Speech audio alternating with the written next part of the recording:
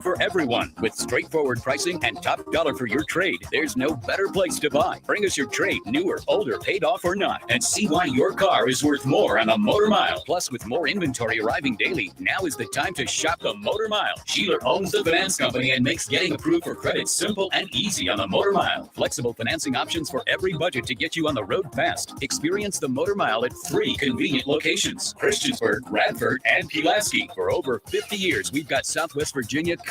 The all-new Motor Mile Chevrolet and Buick in Radford. Certified friendly staff. No games, no gimmicks. Call 866-SHEELER1. Always open at MotorMileChevroletBuick.com. People ask all the time, who the heck is Low Cost Airlines? Well, we're not just one airline. When you're talking to us, you're talking to everyone. We are the discount supermarket for all airline tickets. Plus, we have all the airlines and always have the best prices. American, Delta, United, plus all the specialized international airlines and a lot more. And we make it easy. We guarantee you'll talk to a live human in 60 seconds. You can have the rate you need and have your trip booked in 5 minutes. Now, how cool is that? And remember, when you're talking to us, it's like talking to every single airline available with one fast phone call. All you need to do is call and find the best prices to fly wherever it is you want to go. So are you ready?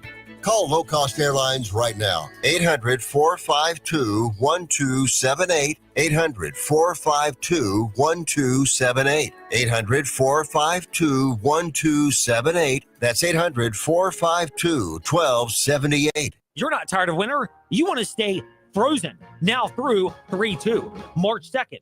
Because now through March 2nd at InsaneRadioDeals.com, every item is 32% off the list price. That includes new Yamada Japanese Barbecue of Forest, Downtown Cairo, the Yard on 5th Street, 801 Raw Bar, and Oliver's on Rivermont, and the Caribbean Jerk Pot gift certificates, plus much more. So get 32% off the list price of every item now through March 2nd at InsaneRadioDeals.com when you enter the promo code FROZEN at checkout. Normal restrictions still apply. Businesses want to know their advertising is working. And thankfully, the Virginia Talk Radio Network and InsaneRadioDeals.com are helping gauge that effectiveness. Plenty of businesses are already experiencing results by using InsaneRadioDeals.com. They'll get advertising messages and they'll be distributing gift certificates and gift cards that are then redeemed at their businesses. To put InsaneRadioDeals.com and the Virginia Talk Radio Network to work for you, email me, Ed at WIQORadio.com.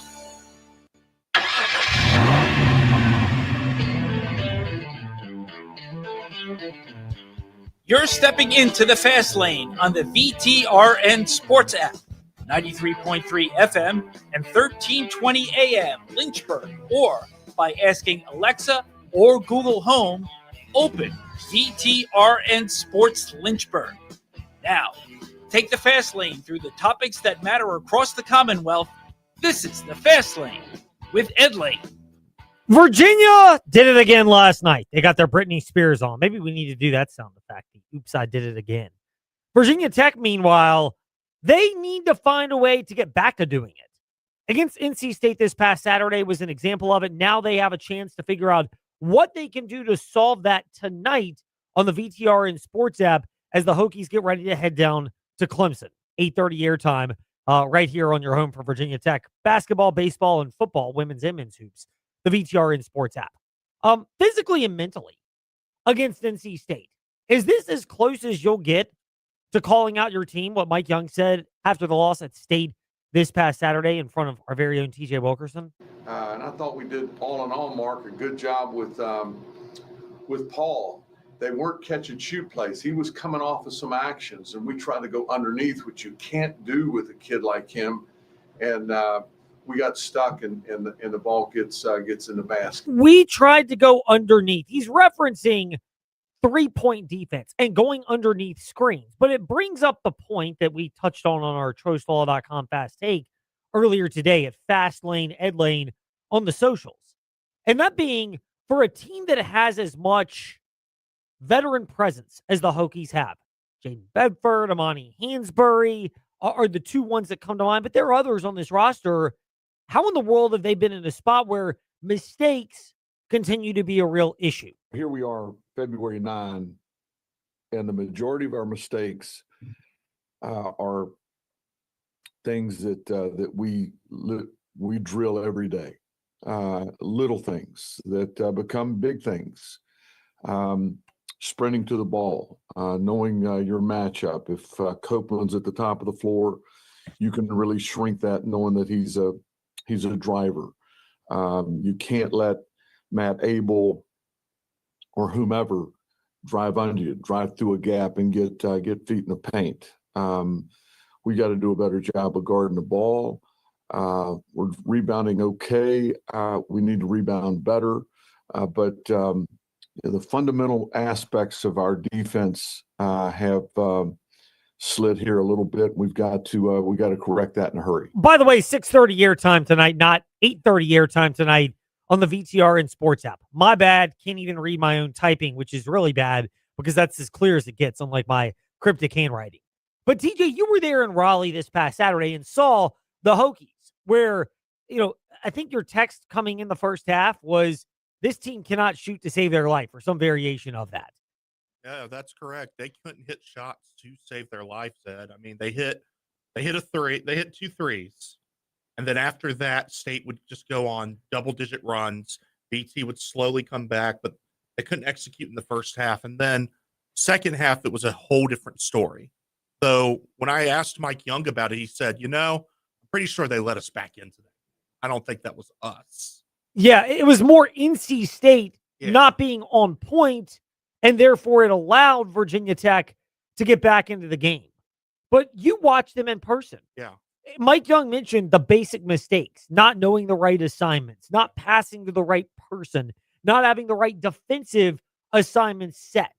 I mean, we're in mid-February here. And by the way, newsflash here, these are not amateur athletes. These are all people getting paid. Dollar bills, y'all. So I think the criticism is justifiable. I get the idea that they're young. How are they going to handle it? Hey, that's for your agent who may be charging you 20% and ripping you off to assist with. Or your agent, since a lot of these people don't really have experience outside of seeing your financial value in the short term and trying to capitalize on it. Because the expectations are higher. I believe they should be higher. And I think they've always should have been high even to begin with because they're college athletes. But you were there this past Saturday, which is much more recent than my last time seeing the Hokies in person, New Year's Eve. I'll get a chance this Saturday, 1:30 airtime, 2 o'clock tip against Florida State.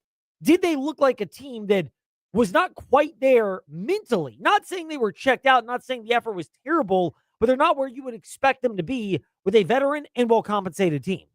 I agree with that, Ed. I don't think Virginia Tech looked like they have the last few weeks where they felt really competitive and they just lost it at the last second. This team looked lost. Like they couldn't find the yellow brick road to get the W. Yeah, I think it's a reasonable comment. It looked like they had lost their way in terms of connecting with what the coaching staff has been telling them. And part of this also, it's not just on the players. Like when you're struggling, and look, Virginia Tech is still 16-6, so they're 16-8. They're not a bad team, but they don't have the marquee win that you would like. And all 4 of their toughest games are on the road. Ideally, you'd love to go 2-2 in that stretch. I don't know how you're going to do that because tonight is at Clemson. That's a top 20 caliber team. Yep. Then the other road games, they need to win their games at home. But they've got to go to Carolina, top 15 team, Virginia to wrap up the season in a revenge spot, and a top 15 team. And the other one is at Miami, who Carolina was in the hangover spot from the Duke win the other night. 75-66 was an example last night down in Miami of the hangover for North Carolina. But that is still a really talented and good team. And when they are focused and on point, we've seen what the Heels can do like they did at Virginia and against Duke on Saturday. So those are all challenges for Virginia Tech. I know I'm going out on a real limb here, but they've got to be mentally locked in to give themselves a chance. Otherwise, I do think it turns into what we saw against NC State, where they're not mentally locked in. They get engaged for a moment. They come back, but they don't quite have the full level of mental acuity to put together a game. And Clemson is not necessarily a blow you away, although they can be that way, but they are a mentally sharp team with Brad Brownell, who's earned the benefit of the doubt. So to me, it seems very reasonable to say that for Virginia Tech, they're going to need more than just mental engagement, but it starts with that. Well, Clemson is going to take Hansberry out of this game as much as possible. And they've got the guys that can do that. So the question is, can Hammond get on a roll shooting? He wasn't on a roll. Can you rely on Neo to have a good game? He's been in and out. You can't turn the ball over 16 times against Clemson like you did NC State. The margin will be bigger, I feel like. No doubt. I mean, it will. It'll be a concern if you want to find a way to work through this if you're Virginia Tech. And right now, that is the big thing that has really jumped out about the Hokies is, to me, there are enough talented parts on this roster. Like, this is also where I think Mike Young, the seat feels like it could be getting a little bit hotter right now because they finally started investing. And I know he's been in a slump and just broke out of it Saturday, but Neopolis of Dallas is the type of guy that you need to see step his game up. At some point, if you're a Tech fan and you're part of the Tech team and program, he's the guy that you've been investing in and trusting. He's the NBA talent that's on this roster, the highest upside guy. You've got guys that can put up 20 points easily, especially Toby Lawal, but it's like there's no consistency, Ed, and that's the worry with Virginia Tech, and that is why they can't get a win that a committee from the NCAA can say, yeah,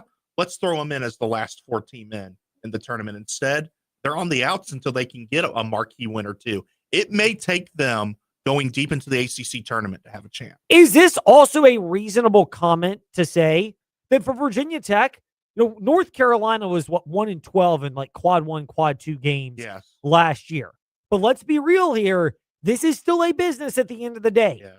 Carolina's getting the benefit of the doubt. If you're Virginia Tech, don't you have to operate mentally under the idea, not that you're like going into a game going, man, we need this because we're not Carolina. Yeah. But if you're Virginia Tech and you're prepping for the game, you need that level of sharpness because you're not going to get the same benefit of the doubt that the bigger brands traditionally have historically gotten. And for the Hokies, when you're on the bubble right now, I'd like my chances a lot more if you can snag a win in some spot going down the road. I think at Miami is probably their best chance to get a win.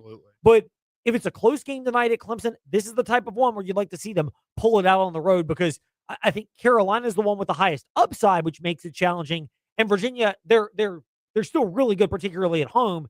And that's a revenge spot for the Hoos. Yeah. So it's going to be hard to get them twice in the season. Yeah, absolutely. I think Miami is their best shot. I'd argue tonight is their best shot. You want to shock the world? Beat Clemson when no one expects it. That'd be great. I mean, for Virginia Tech, that would be a step for them in the right direction. Meanwhile, a step in the right direction if you're involved in a legal situation and you're just lost and confused. The step is by calling 777-HURT and visiting trostlaw.com because they have been serving our community for not 1, not 2, not 3, not 4, but over 4 decades. LeBron James is always on point to remind us of that. Even if he's not always in the All-Star game, didn't qualify this year, he's always on point to remind us that Trost Law, they've been serving our community since 1982. So over 4 decades. And I think LeBron's happy, unlike anybody that has to go to Trost Law because they've been in an accident, though they're happy they get Trost Law services. I think LeBron's happy not being in the All-Star game. He begged people not to vote him in. You know what's funny about that, by the way? Yeah. You know what? Never mind. We're not going to take a detour. Uh-oh. We're going to leverage this straight into... It's time for Fast 5 at 5-ish. 5-ish minutes on 5 relevant topics done around 5 p.m.-ish. Ish, because our counting skills are kind of ish. Let's start with number 5. So the morning warm-up with Trey Lyle and Ty Tracy, but particularly Trey Lyle, never going to hesitate to remind you that I will dunk on LeBron from a sports talk perspective when I get the chance. But I do believe that we credit LeBron where it's due. And him begging people to not vote him into the All-Star game, thank you. Thank you, LeBron James. You are essentially saying that you don't believe there's a lot of value to this particular event and you'd rather not be there for it. I understand it's not going away. Too much business gets done as far as the business side of the NBA. There's also the fact that if you can have the game and you can hype it up, even if it has no real merit, much like the Pro Bowl and the Major League Baseball and the NHL All-Star games, the reality is they will continue it, not because fans care, but because of dollar bills. And that's how every large-scale entity thinks, especially ones run by billionaires. You don't become a billionaire by thinking about what people really want. You think about where you can make the most money as long as somebody is willing to pay you for those services. But thank you, LeBron James, for begging people to not vote you into the All-Star game because you, LeBron, have essentially said what so many of us have thought, which is, why do we care about these events? That is the most obvious point for what LeBron has had to say. Meanwhile, other things that have been said, maybe not directly or maybe indirectly, we get to that in Number 4. pour one out. If I had a 40, I would do that right now in the fast lane. I haven't drank in a while, but I mean, it doesn't bother me parting with $3 to grab a 40-ounce beverage of your favorite malt liquor to pour it out for the sake of posterity. It might come soon to a TroSwallow.com fast take, so be careful on that. It's a $3 investment is how I would describe it. Pour one out for another bowl game. The Detroit Bowl has joined the Los Angeles Bowl as well as the Bahamas Bowl. My ultimate pour one out for ending their partnerships. Look, if ESPN owns and operates a bowl game and puts it on, I would imagine they will find ways to keep these events going. Bowl game viewership, even though attendance was down, the viewership was still up this past bowl season. And we still get good metrics for it on the VTR and Sports app when we carry bowl games. I'm not just talking college football playoff. I'm talking bowl games themselves.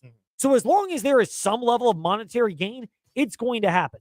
I still go back to it. I would love in a perfect world to have your Power 4 programs in one playoff, and it's structured similar to what it is, and then to have your group of 6 or whatever it is, autonomous 6, your non-Power 4 Division 1 programs, to have their own playoff and to have those games played midweek for the sake of the amount of money that could come in. Look, they still participate in rev share. A lot of the big programs that would not be in the power program sphere would still participate. And it would basically be a replica of the old 1AA FCS playoffs. Might as well just get South Dakota State and Montana State, North Dakota to join North Dakota State in the transfer up, which we'll get to in a moment, by the way.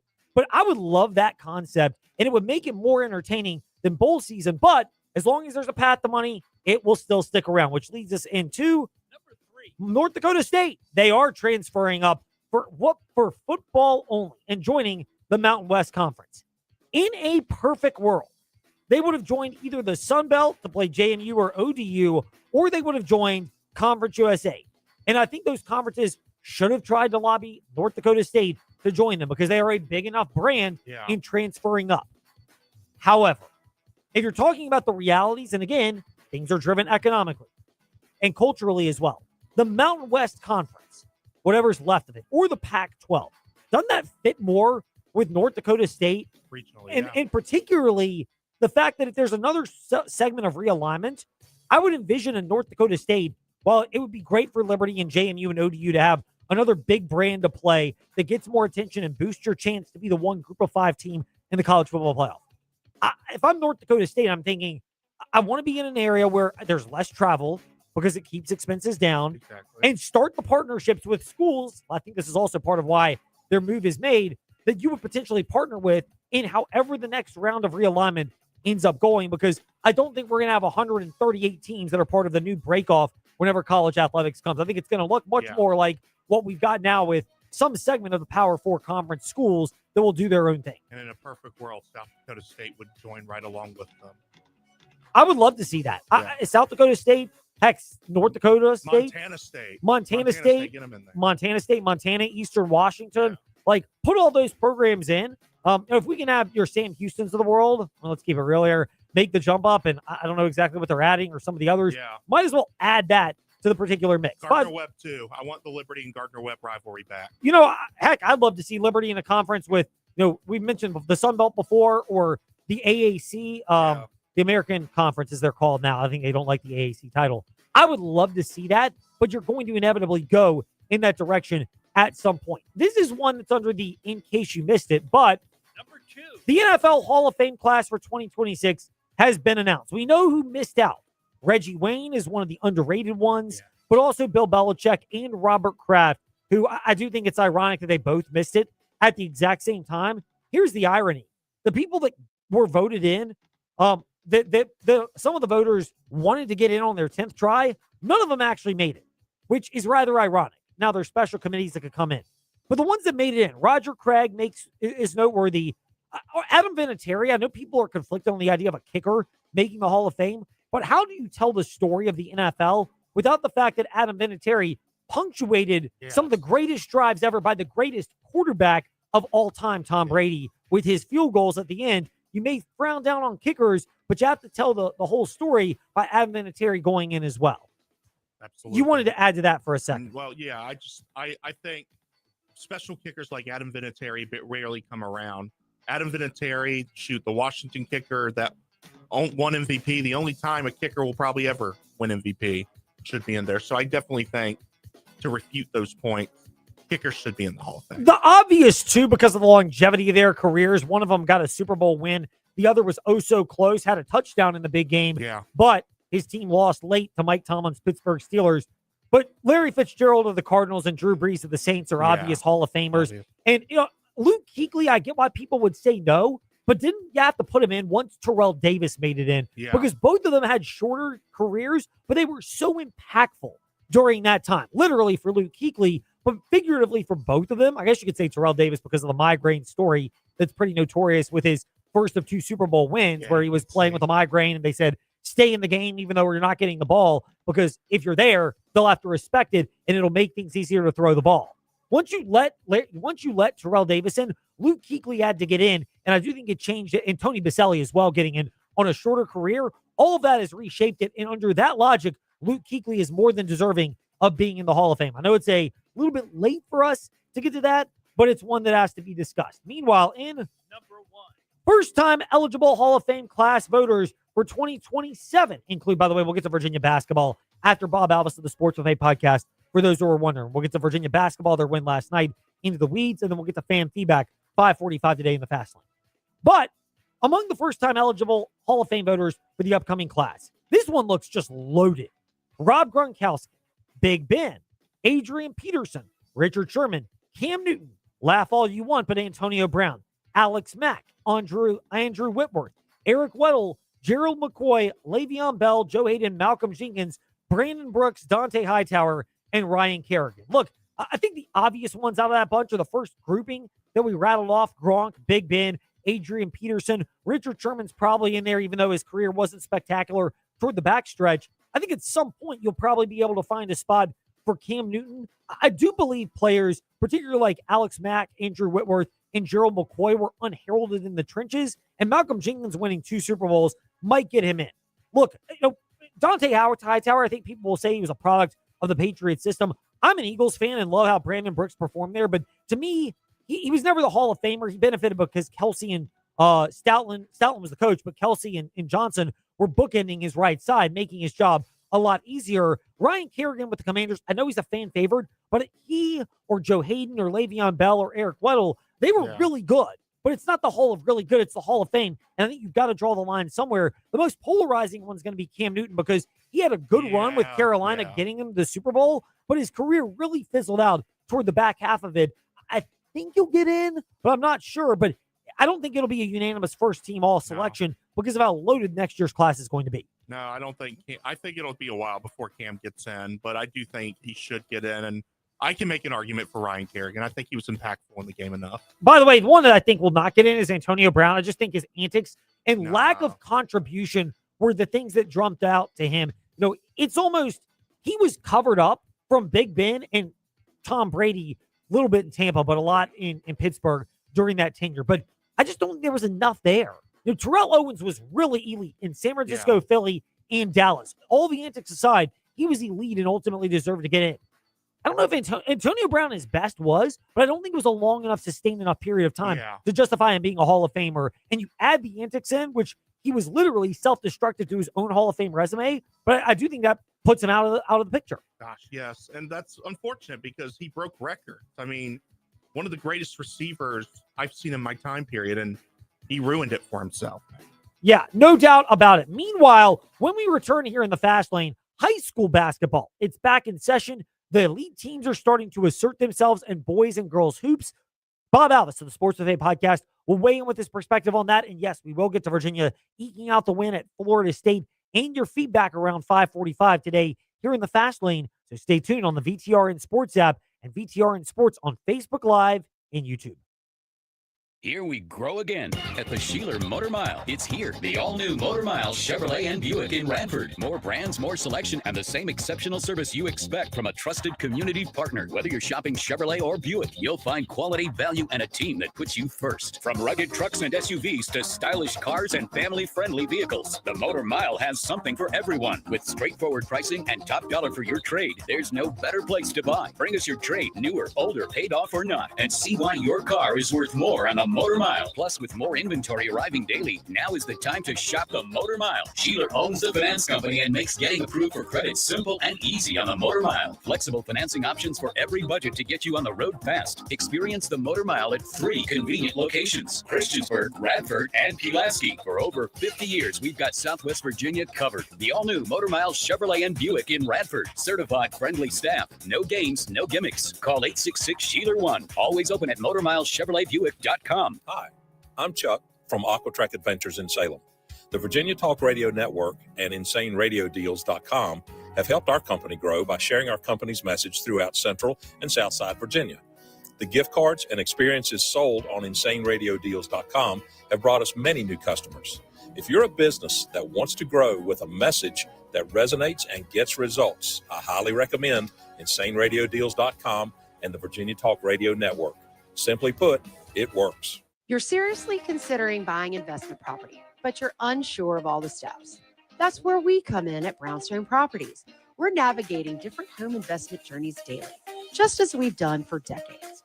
From buying with one of our licensed realtors to a full-service property management after the purchase, Brownstone Properties will walk with you step by step on your real estate investment journey. For a free initial consultation, call or visit us online today at brownstoneproperties.com. Looking for everything happening in and around Central Virginia that used to be in the morning paper? Start your day at the lynchburgportal.com. Get the latest news updates from Bill Trevero, plus up-to-date weather from VTRN's own in-house meteorologist, Matt Ferguson. So you're always in the know before you head out the door. Want to listen on the go? Stream classic hits on Rewind 103.9. Get breaking local news on WIQO, or catch the best sports talk and play-by-play on VTRN Sports, powered by ESPN Radio, all right from the portal. Looking to save? Check out Insane Radio Deals for great local discounts, or explore local podcasts featuring the voices and stories that make our community special. Plus, connect with local businesses through the Lynchburg Business Alliance directory and stay in the loop on the latest events from Lynchburg Tourism. It's all right here. Local news, weather, sports, deals, and more at the lynchburgportal.com. Your gateway to everything Lynchburg. Hi, I'm Zach Mackey, the voice of Virginia Tech Hokies men's basketball. Start jumping. This is your home for the Hokies. VTRN Sports 93.3 FM and the VTRN Sports app. Step into the Fast Lane 24/7 at Trey Lyle VT and Fast Lane Ed Lane on Facebook, Twitter, Instagram, YouTube, and wherever you listen to podcasts. Now, back to the Fast Lane. I'm telling TJ Wilkerson right now, if you're wondering what I was getting cut off from saying, as we welcome you back into the Fast Lane. We are aiming to get Bob Alvis of the Sports Buffet podcast on, and we will, but he's going to give us the thumbs up or the thumbs down on whether we are good to go with Bob Alvis of the Sports Buffet podcast. We will call him up and see if we can get a hold of him that way on the horn in just a moment. So that is what we will do. You're going to not see my face for a brief second here if you're looking at VTRN Sports on Facebook Live and YouTube. High school basketball. One thing that has become clear now since the winter break, well, there are a couple of things. One of them is defense is starting to show, because the best teams in the area right now are really stepping up defensively. I think LCA boys basketball, they are a good defensive team, but EC Glass, they have started to show that they are an elite defensive team relative to the competition in the area. And I think that fine line is what has separated LCA, who's a good second team in the Seminole District on boys basketball, from the EC Glass Hilltoppers. Similarly, the suffocating defense from LCA girls basketball that we've seen so far, Nelson County has stepped up when they've needed it defensively. That and multiple ways to win games. They can win with offense and they can score when necessary. So those are all observations. But before we get to any of that, with Bob Alvis of the Sports Buffet podcast, who is with us once again in the Fast Lane. Bob, great to speak with you. I need to get that old commercial. I will not mention the name because I'm petulant and don't give freebies out in the Fast Lane. You remember the old, can you hear me now? Can you hear me now? Good commercial? Very much so. You do. We're going to do Very that. much. I might have to get that sound effect going as well as the Britney Spears, Oops, I Did It Again. And by the way, she's got the local tie because I think for once upon a time she dated somebody over in Appomattox. One of my friends lives that way and apparently knows of the situation even more. So more on that at another time. I am not going to get sidetracked. I promised myself I would not. High school basketball in a moment. But you did text us this about Antonio Brown. You think we're kind of close to the theory on Antonio Brown not making the Hall of Fame? Dude, there's three things I love to talk about: high school sports, no-hitters, and Hall of Fames.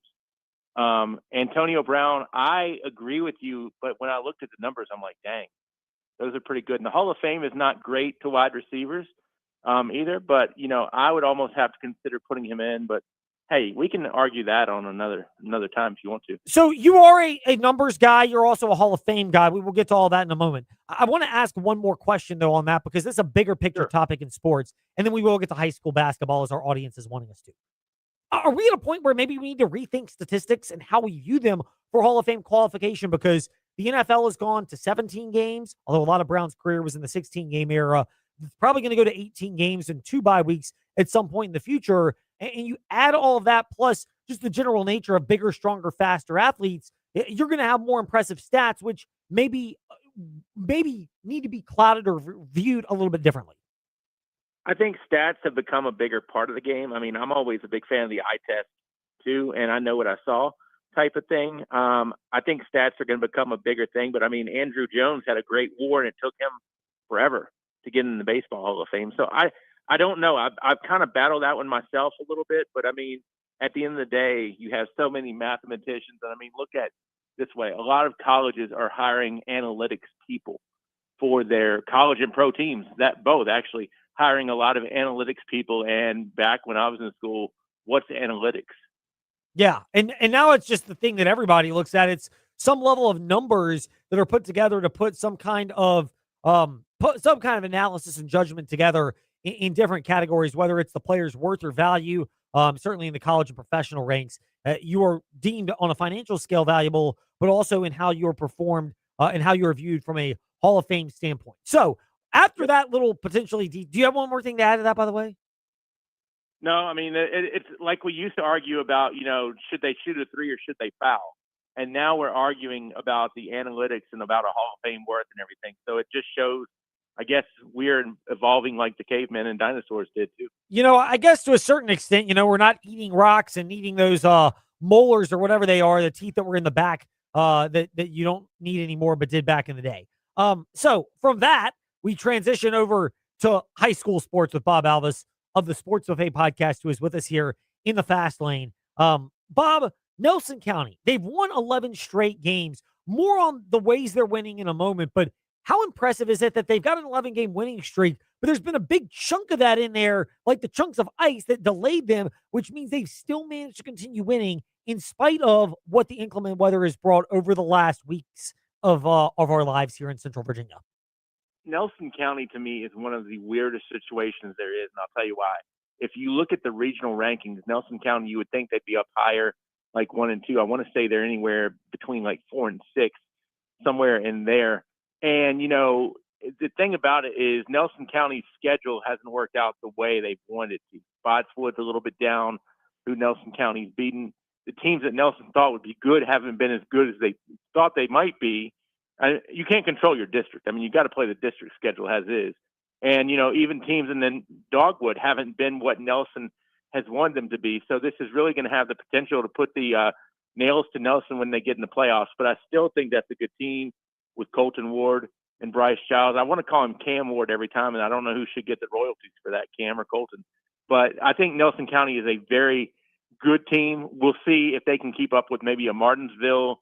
They're in the same region as Liberty. I mean, there's a lot of good matchups that could come for Nelson County, but not everybody's got a guy like Colton Ward who you can just throw it to in the post. And I mean, that kid is gonna dwarf a lot of other teams. So you mentioned Colton Ward. He had a big night last night our guy Bryson Gordon, well, the morning warm-ups guy, because he joins them 7 to 8 a.m. on the VTRN Sports app. But, he wrote about it last night.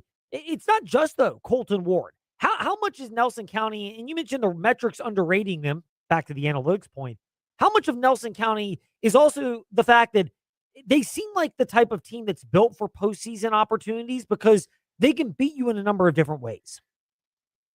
Yeah, I mean, the thing about it is, I guess we could say kind of, I'm that old man of get off my lawn a little bit, but back in the day, so to speak, you didn't have a lot of guys as big as Ward.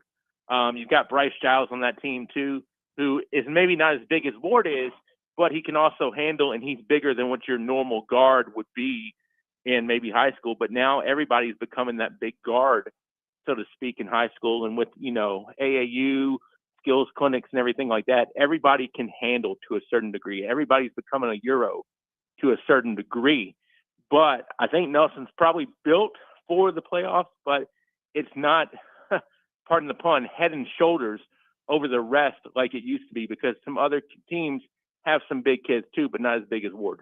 So we've touched on the Nelson County boys team, and we'll get a chance to dive into the loaded Region 2C as regionals come into much clearer focus next week, as Bob Alvis of the Sports Buffet podcast is with us here in the Fast Lane. Bob, Seminole District. First of all, Liberty basketball, they got the win against Brookville on Friday. You've written about it. We've talked about it. Everybody's covered it, and I think most people have done a really compelling job of covering it.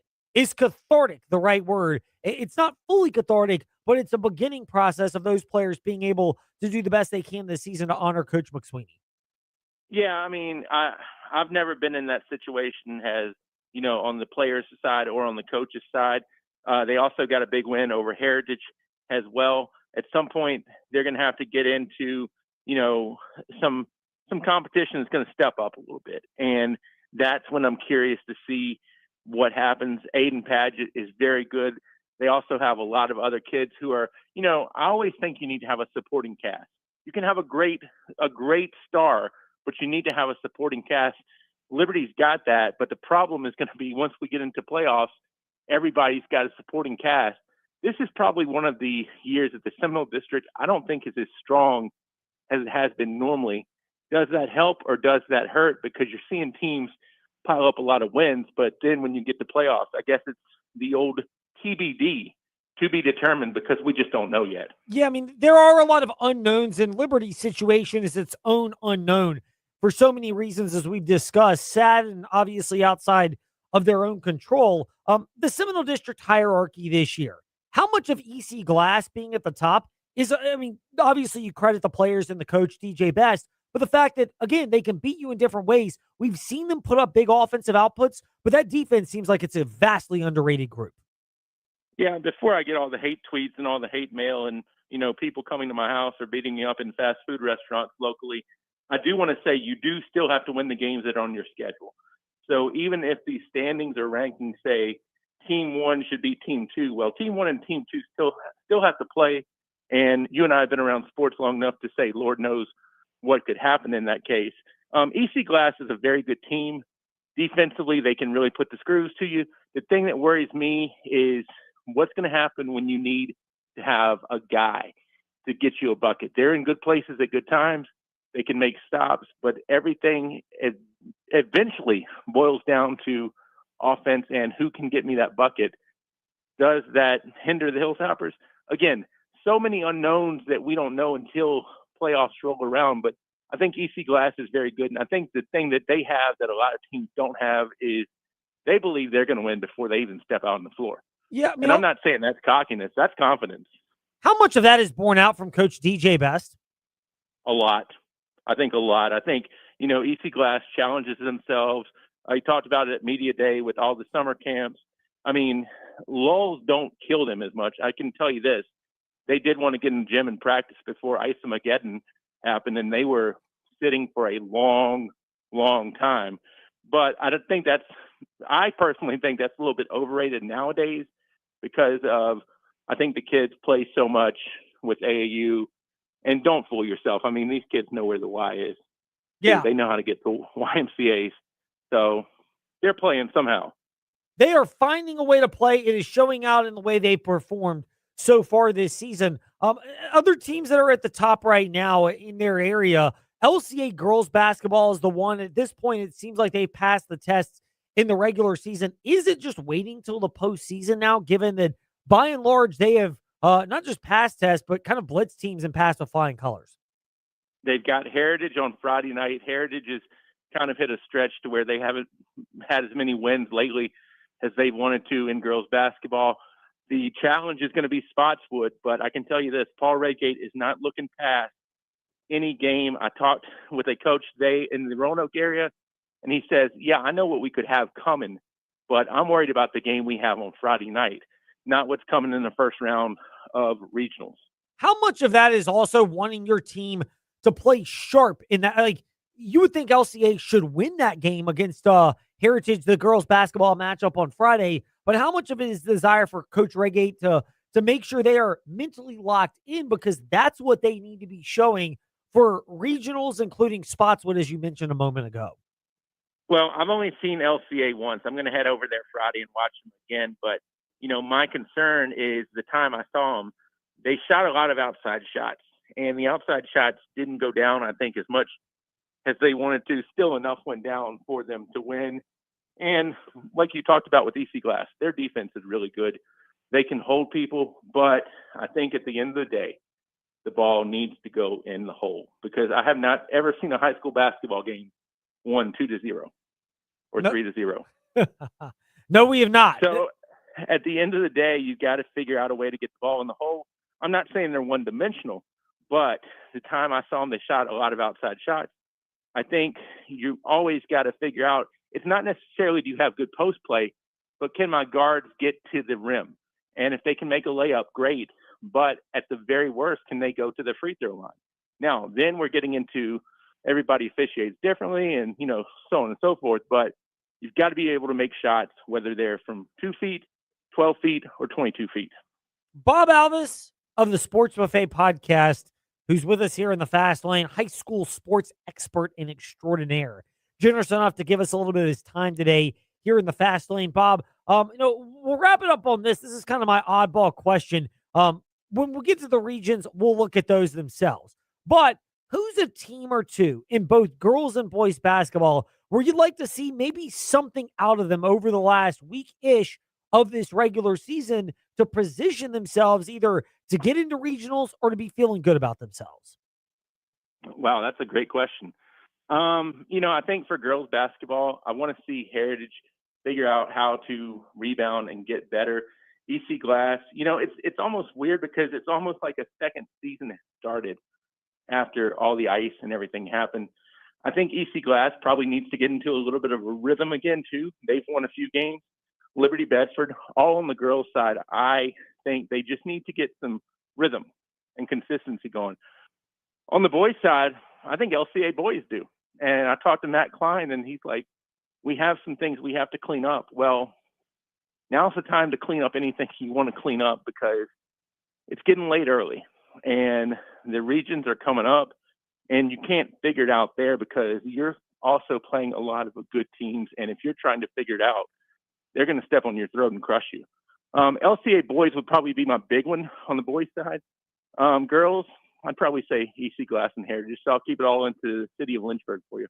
Well, that's good. It gives us some ideas of what to monitor over the course of the season or over the last stretch of this regular season, heading towards regionals. And, of course, the place to do it, the Sports Buffet podcast, the Sports Buffet on Twitter and Instagram to connect with Bob Alvis, who is generous enough to give us a little time today in the Fast Lane. Bob, we love connecting with you. We greatly appreciate your time, and we thank you for it.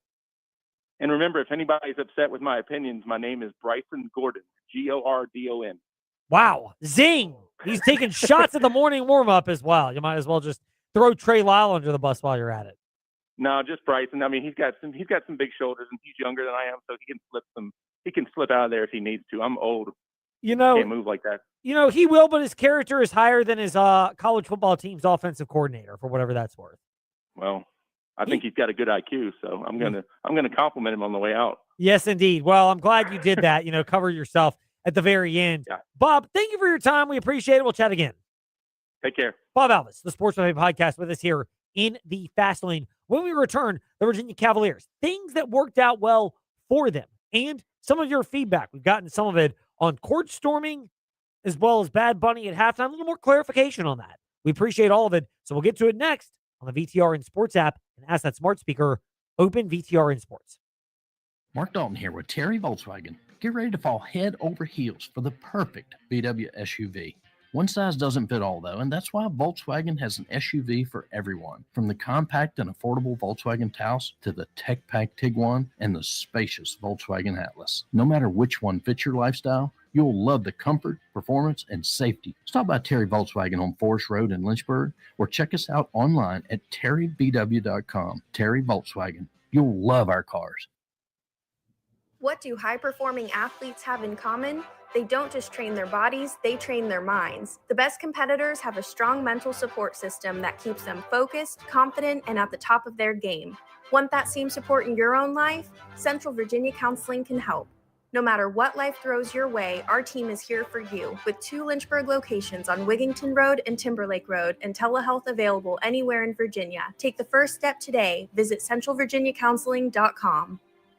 Hey, small to medium business owners, if you're frustrated with slow IT support, high costs, or paying for services you just don't use, it's time for a change. Hi, I'm Colt with We Fix Stupid Computers. We provide reliable on-site and remote support tailored for businesses just like yours. And we go beyond just fixing problems. We empower your staff with real technology so they can work smarter every day. From repairs to training to full IT support, we save you time, stress, and money. Call We Fix Stupid Computers, 434-525-8590, where smart support meets real savings. Yes, you want this winter to continue. The frozen temperatures, the snow, the sleet, the ice, and everything else. At InsaneRadioDeals.com at least, because now through March 2nd, it's time to let it go, let go, let go of every item. Now through March 2nd, 3-2. Get 32% off the list price of every item at InsaneRadioDeals.com. It's simple. Enter the promo code FROZEN at checkout now through March 2nd at InsaneRadioDeals.com for 32% off the list price of every item. Normal restrictions still apply. So pretty soon that sign behind us on this Trostwall.com fast tape will actually say Apple Chevrolet of Alta Vista, but for now it is still Feller Chevrolet, even though it's part of the Apple Chevrolet family. 2-for-1 Trostwall.com fast tape. 2 ideas. They may be good or bad. One of which is Liberty Flames men's basketball. Obviously, they're not going to try to lose a basketball game, but given the volume of close games they've had that have been born out of good leads they couldn't hold, would it be helpful before Conference USA tournaments to lose one of those? That's one that's worth mentioning. Do you want to experience the benefit of radio and digital advertising for your business, but have no or limited funds to advertise? Let us tell you about InsaneRadioDeals.com. No cash needed. We will advertise your business on our 8 over-the-air AM and FM stations and our digital platforms that distribute out news talk, sports, and classic hits in exchange for gift cards, tickets, or experiences that will be used for your business. This allows you to advertise across the entire Virginia Talk Radio network without any cash needed and to generate a large amount of new business. Last year, we started over 1.4 million digital streams on our online platforms. No Lynchburg-based group reaches more people. So VTRN and InsaneRadioDeals.com is the place where your business gets heard. Want to learn more? Call Melinda, 434-534-6100 or email info@VirginiaTalkRadioNetwork.com. That is 434-534-6100 or info@VirginiaTalkRadioNetwork.com. Former Virginia Tech coaching great Bud Foster, co-host of Foster and Friends, has always produced a winning philosophy. What they said now doesn't mean anything. What we do now is going to make everything. When it comes to life, the boardroom, or the football field, Bud knows there's a right way and a winning way. Listen to Foster and Friends with Bud and yours truly, Mac McDonald, on 93.3 FM Lynchburg and the VTRN Sports app. I'm not mysterious. I understand that. Well, that's one of the things I'm not. This is The Rich Eisen Show. Oh, my word. The Rich Eisen Show. You are listening to the home of The Rich Eisen Show, hosted by me, Rich Eisen. Watch out, because I'm coming for you. Tune in weekdays for the very best in the world of sports and entertainment with me. I'm coming after you like every day. The Rich Eisen Show. Your humble host on The Rich Eisen Show. The Rich Eisen Show, now 12 to 3 on your Virginia Talk Radio Network. Hey, gang, this is Bud Foster, former defensive coordinator for the Virginia Tech Hokies. You're listening to The Fast Lane with Ed Lane and Trey Lyle. Join the chat at Trey Lyle VT and Fast Lane Ed Lane on Facebook, Twitter, YouTube, and Instagram. Look, it wasn't pretty last night for the Virginia Cavaliers, but they ultimately found a way to get another victory, and we find a way to get ourselves back into the weeds here in the Fast Lane. The haters say we get into the weeds. They may even say we get into the weed. Smoke weed every day. Nah, we love getting into the weeds to discuss some cool sports details here in the Fast Lane. Look, it wasn't the prettiest game for the Virginia Cavaliers. You kind of felt like that was going to be the case going forward. I'd say the one thing that's worth noting is they've looked a lot better at home. I know they lost to Carolina at home, and that's one of their 3 losses. The others are a neutral site game against Butler and then at Virginia Tech in triple overtime on New Year's Eve. But the games at Boston College, it took them a while to shake the Eagles. Never really pulled away in that one. And then Notre Dame as well. But for Virginia, you are finding ways to win. If I'm a Who fan, that would be the one positive. 61-58 last night. And look, he's not even back at full strength, but you got enough out of Jakari White, in particular, what he was able to do to get the game-winning bucket, or what would turn out to be the game-winning bucket, as he battles through injuries. And Ryan Odom admitted afterwards, not even his full self. Yeah, I mean, we're just trying to limit, the ball handling as much as we can, because it's hard for him, certainly with the left hand. And I think he's probably still a couple weeks away from, it being off of there where he can be himself. But, he was tremendous today. The play in transition, where he attacks with his right hand and gets to the rim. That's old Jakari. His offensive rebound was huge. The ball kind of kept finding him, and he kept delivering. Look, a lot of this goes back to the fact that, this is I know we touched on this with Virginia Tech earlier, and what they need to show and what you'll get a chance to hear if they can show that 6:30 airtime at Clemson tonight for the Hokies and the Tigers. But for Virginia, they do play like a veteran high IQ team that has gelled very well for Ryan Odom.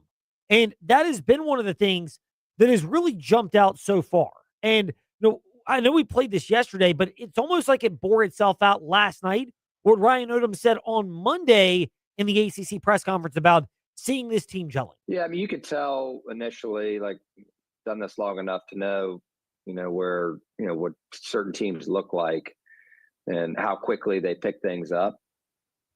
And, this particular team was further ahead, certainly offensively than some other teams that I've had. Part of this for Virginia is where you do tip the cap and credit Florida State, who they're better than their record says they are. 11-13 overall, 4-7 in the ACC.